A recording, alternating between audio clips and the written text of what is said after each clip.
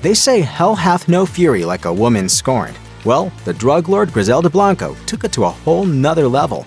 Her 3 former husbands would tell you all about it if they were still alive to do so. Yep, you heard that right. All 3 of her former husbands are no longer with us, and none of them died of natural causes. In the end, Blanco was allegedly responsible for each of their deaths. Blanco was born in 1943 and grew up poor in Medellin, Colombia. Her criminal career began with petty theft and sex work, but she soon moved on to much deadlier endeavors. At 11, she and some other kids kidnapped the son of a wealthy family. She murdered the boy when his parents took too long to pay the ransom.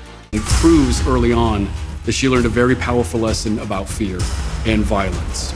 By her teens, she was married to her first husband, Carlos Trujillo, and the pair eventually moved to New York and sold drugs and fake IDs.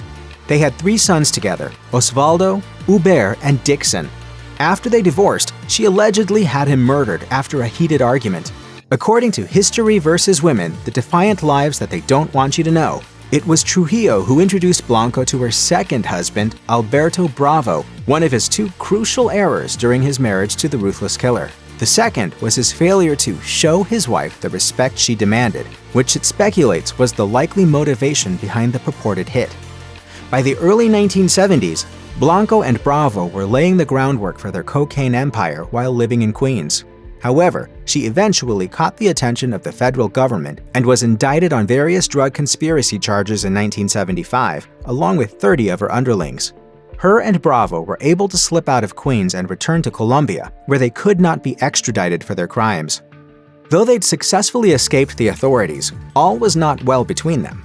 Blanco believed that Bravo had been siphoning off millions in cash from their drug profits, so she arranged to meet him at a Bogota nightclub and make sure he would never have a chance to steal from her again. Blanco pulled a pistol from her boot and began blasting away at her better half. He responded in kind by returning fire with his Uzi. While Blanco was only injured by a bullet to the gut, her husband was not so lucky. After Bravo was murdered, Blanco moved to Miami. There, her violent tendencies helped fuel the Miami drug wars of the late 1970s. While married to her third husband, hitman Dario Sepulveda, she believed he cheated on her with 8 strippers, so she ordered his execution. Sepulveda fled to Colombia with their son Michael in 1983, temporarily avoiding his death sentence. However, he was eventually gunned down in front of the child, who was around 5 years old at the time. I look at my dad and my puppy had just holes with blood oozing out of them.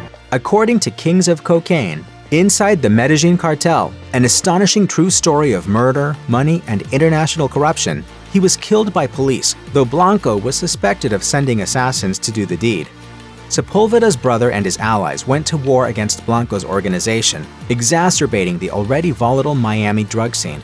The authorities finally caught up with Blanco in 1985, and she ended up serving more than 20 years for her drug crimes and for the murders of 2 drug dealers and a 2-year-old boy who was shot in the head twice in a botched hit.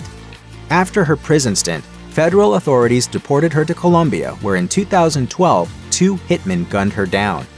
In the end, Blanco had left a trail of as many as 200 victims in her wake.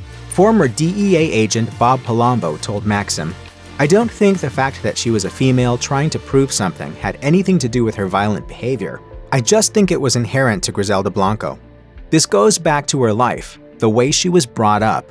She was just a violent person."